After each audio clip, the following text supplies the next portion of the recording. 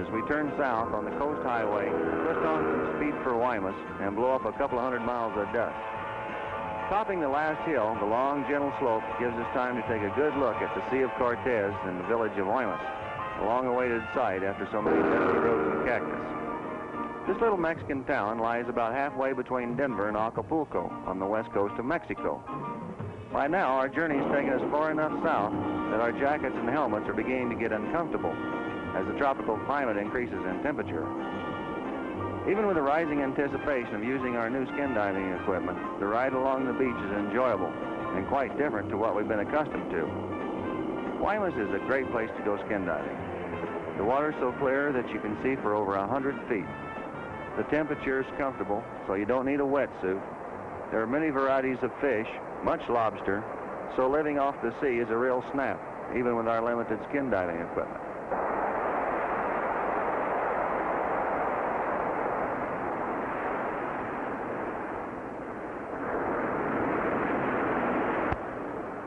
Vaughn goes down to have a look around. We put the camera in a plastic bag and follow. The size is not much to brag about, but the flavor is. These snappers are really a delicious morsel. Vaughn kind of had a hankering for lobster, so he goes down and plucks one out from under a rock where he'd been hiding, it thought. And some we can even sell for money. The rest we keep for ourselves, stick them on a spear with some other goodies, and make kind of a seafood fish kebab.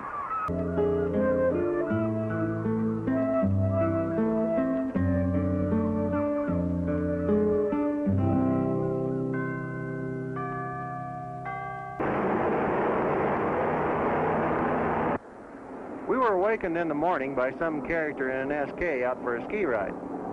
This gave us a tremendous desire to try it ourselves. So we make it over to the local marina and price the outboard rental boats, which went for about 35 bucks a day. This blew our desire to water ski immediately. Then Vaughn got the idea just to rent the skis and rope. Vaughn checks the tow line, making sure it's not wound around the rear sprocket. Bobby yells, "Hit it," and away he goes, keeping well clear of the beach so as not to leave his skis stuck in the sand by an outgoing wave. This reduces the speed of the skis to 0, while the skier continues on at a zippy 35 miles an hour, trying desperately to accelerate his legs to match the velocity of the motorcycle. Vaughn's bike cuts out a little. Bobby, thinking he's screwing around with the throttle, hollers, "Quit it." Vaughn thinks he says, "Hit it," and twists it on all the way. Bobby eats it in 3 feet of water at 40 miles an hour with his eyes wide open, which makes him look like a couple of rotten red snappers. Vaughn and I talk it over before we start about how fast he wants to go. Now, the relationship between the tow-oar and the towee should be excellent, to say the least. If the tow-oar pulls the towee at a speed greater than the towee wishes to go, the towee might head out to sea. This, of course, slams the tow-oar and his machine on the beach while underway, causing great discomfort to the tow-oar. Here we have a case of the tow-oar heading too far inland, causing the towee to get in the roughest part of the water near the beach, which rapidly does him under.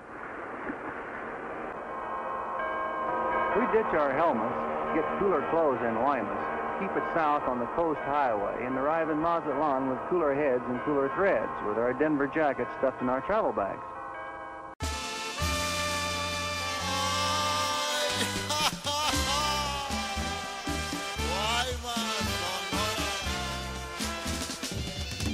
Al golpe del remo se agita.